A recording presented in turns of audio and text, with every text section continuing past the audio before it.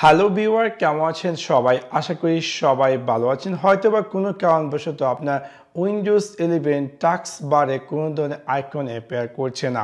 এখন আমি আপনাদের সাথে শেয়ার করব কীভাবে আপনি আপনার উইন্ডোজ 11 এই টাস্ক বারের আইকন এররটি ফিক্স করবেন। সো আপনাদেরকে সম্পূর্ণ ভিডিওটি দেখার জন্য আমন্ত্রণ জানাচ্ছি। চলুন তাহলে দেখে আসি কীভাবে আপনি আপনার উইন্ডোজ 11 ব্ল্যাঙ্ক টাস্কবার স্ক্রিন ইস্যুটি ফিক্স করবেন।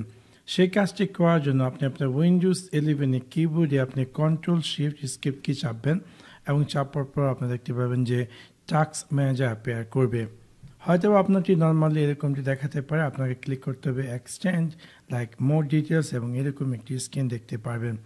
এখানে একদম উপরে ফাইল সেকশন থেকে আপনার ক্লিক করুন রান নিউ টাস্ক এবং এখানে আপনাকে একটি কমান্ড টাইপ করতে হবে। কমান্ডটি হচ্ছে CMD অ্যান্ড দেন আপনি ওকেতে ক্লিক করুন এবং দেখতে পাবেন যে অটোমেটিক CMD কমান্ড প্রম্পটটি অ্যাপিয়ার করবে।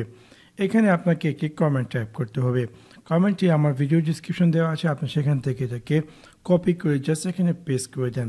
পেস্ট করে দেওয়ার পর জাস্ট আপনার কিবোর্ড দিয়ে ইন্টার চাপান এবং ইন্টার চাপার সাথে সাথে একটু কিছুক্ষণ পরে আপনার পিসিটি শাটডাউন হয়ে যাবে।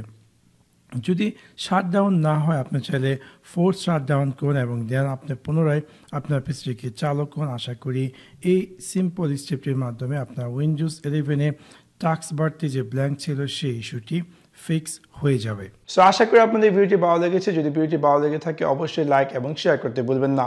Thanks for watching my video. See you next one. Piece.